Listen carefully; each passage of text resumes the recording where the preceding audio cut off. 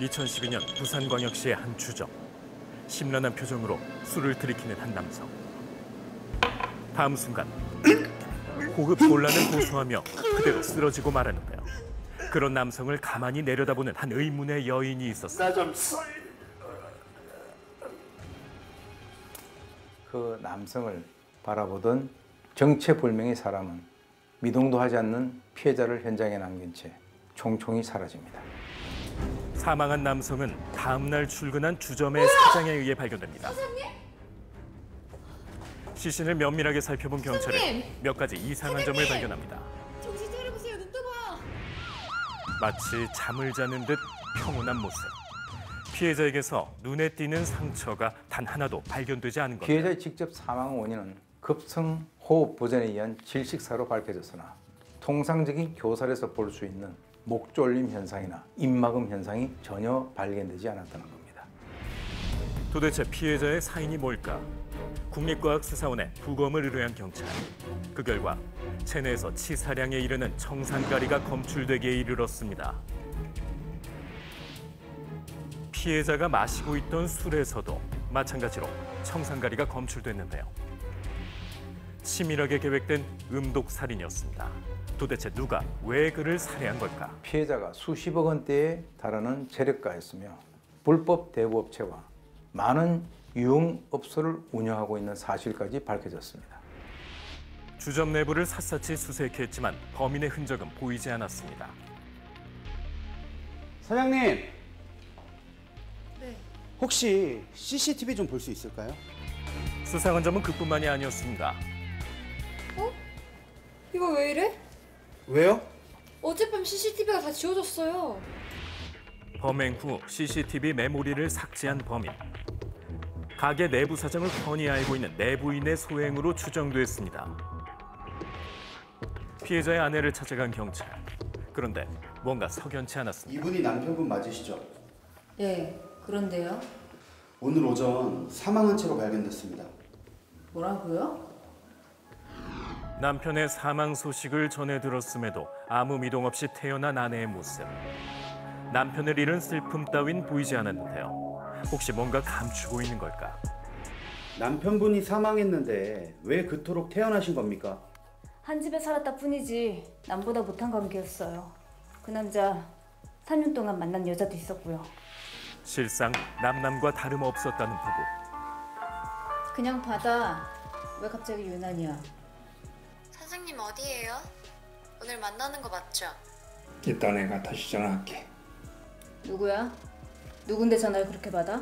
당신하고 더 이상 말 섞기 싫어. 결국 남편의 뒷조사를 의뢰했다는데 사진은 찍으셨어요? 네, 딱하신데. 남편의 외도 정황이 촬영된 사진을 받아본 뒤 의심은 곧 확신이 됐는데요. 아내의 보복 범행인 건 아닐까?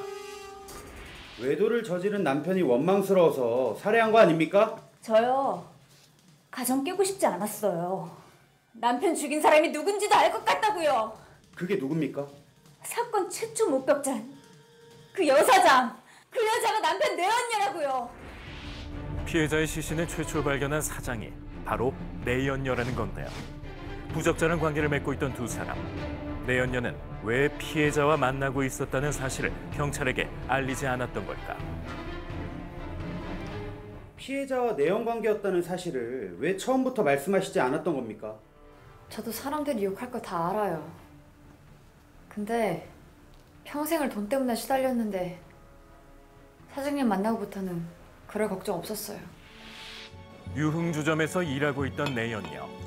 피해자와는 손님으로 만났다는데요. 어쩌다 내연관계로 발전한 걸까? 무슨 일이라도 있냐? 사실 제가 이 가게 사장한테 빚이 좀 있어요. 근데 갚아도 줄질 않네. 얼만데? 왜요? 사장님이 대신 갚아주시게요? 뭐 안 될 것도 없지. 그 큰 빚을 한 번에 갚아주더라고요. 그리고 그게 끝이 아니었어요. 사장님이 이 시간에 여기 웬일이세요? 이거 받아. 이게 뭐예요? 이 가게 내가 샀어. 에? 앞으로 네가 이 가게 좀 맡아서 운영 좀 해줬으면 좋겠는데. 진짜 감사해요. 저 진짜 열심히 할게요. 피해자가 내연녀의 빚을 갚아주고 주점을 매입해 운영을 맡긴 뒤로부터 3년간 지속되어 온 둘의 내연관계. 피해자의 아내는 당신을 범인으로 지목하던데 어떻게 생각하세요? 설마 그 말을 믿으시는 건 아니죠? 그 아내가 범인이에요. 무슨 근거로 그렇게 말씀하시는 겁니까? 사장님, 이혼하려고 마음 먹었었어요. 근데 그 직후에 살해된 채 발견됐다고요. 이 건물하고 땅 다 자기 앞으로 명의 이전할 거니까 아무한테도 얘기하지 마. 사장님 갑자기 왜 그래요? 더 이상 그 여자하고 한 집에서 살고 싶지가 않아. 피해자가 아내와 이혼을 준비하며 재산을 내연녀의 명의로 바꾸고 있었다는 건데요. 아내와 내연녀의 엇갈린 진술. 대체 누가 거짓을 말하고 있는 걸까? 경찰은 이때 또 다른 정황을 발견하게 됩니다. 피해자의 주변인 탐문 결과 수상한 목격담이 입수됩니다. 사장님이 저한테 어떻게 이래요? 왜 아무것도 아닌 거 가지고 이렇게 예민하게 구냐 너? 예민이요? 무슨 이유에선가 피해자와 내연녀가 최근 다투는 일이 잦았다는 건데요.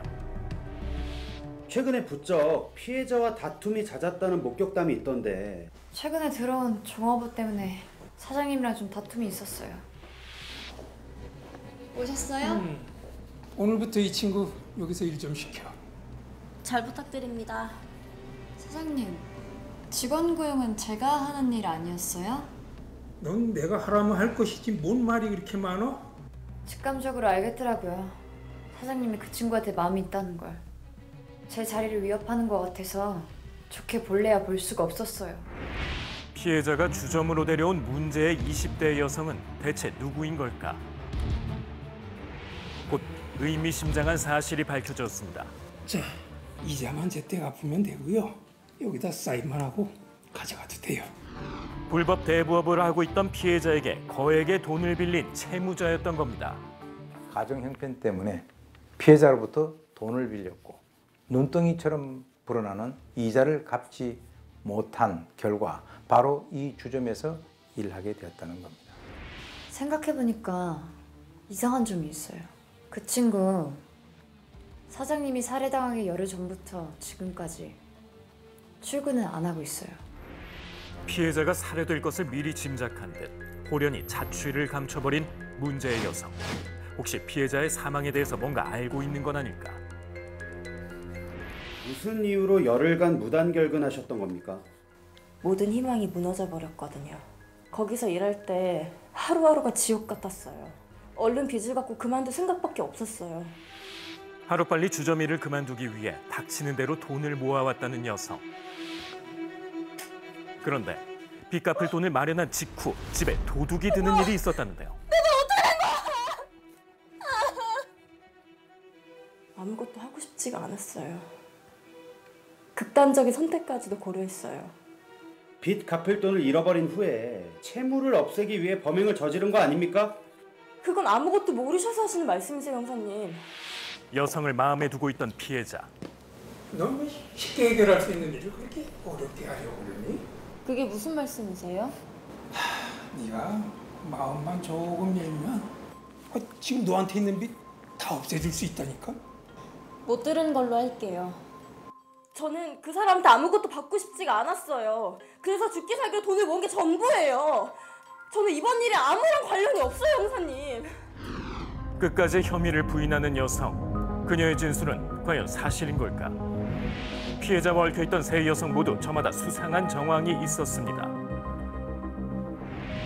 그런데 그때 주점 직원으로부터 결정적인 진술을 듣게 된 경찰. 주점만 물품 재고 파악을 매일 하는데 사건 날 이후로 술잔이 하나 비어요. 범인이 증거인멸을 위해서 자신의 술잔을 감춘 듯 했는데 마침내 포착된 사건 해결의 실마리. 형사님, 여기 좀 보세요. 형사님, 여기요. 개수대에서 발견된 깨진 술잔의 파편. 범인이 피해자에게 청산가리가 든 술을 권할 때 자기 앞에 뒀던 잔으로 보였습니다. 경찰이 주목한 건 파편에 묻은 붉은색 립스틱 자국이었는데요. 피해자를 살해한 범인의 입술이 술잔에 닿았던 것으로 보였습니다. 용의 선상에 오른 세 여성의 입술과 술잔에 남은 입술 자국을 대조한 경찰. 입술 점막과 가장자리 사이에 있는 땀샘과 피지선, 그리고 피부 균열에 의해 생긴 검의 특징을 통해 누구의 것인지 식별할 수 있습니다.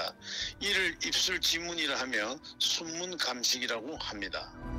입술 지문을 정밀 감식한 결과 술잔에 남은 범인의 입술과 똑같은 입술을 가진 한 사람이 포착됩니다. 범인의 정체는 바로 피해자에게 빚을 지고 있던 여성이었습니다. 깨진 술잔의 입술 자국과 당신의 입술이 정확히 일치합니다. 피해자 왜 살해했습니까? 제 인생을 송두리째 망가뜨린 사람이에요. 그 사람 죽지 않으면 전 평생 벗어날 수 없었을 거라고요. 오로지 빚을 갚기 위해 온갖 수모를 묵묵하게 견뎌오고 있었다는 범인. 마침내 자유로워질 수 있다고 믿었지만 곧 좌절하고 맙니다. 1년 동안 모은 돈으로 드디어 빚을 갚게 되었다고 기뻐했으나 돈을 도둑맞자 이 일이 과연 우연인지 의심하게 됐다는 겁니다. 나 잠깐 화장실 좀 갔다 올게. 네, 다녀오세요. 자신이 빚을 모두 갚으면 떠나버릴 것을 우려한 피해자가 빚을 갚기 위해 모아놓은 돈을 훔치라고 지시한 것을 알게 된 범인. 결국 치밀한 살해를 계획하기 시작합니다. 불법 구매한 청산가리를 피해자가 늘 마시는 술에 미리 타뒀던 겁니다. 사장님 오셨어요? 응. 나 맨날 마시는 거 있지. 그거 좀 줘.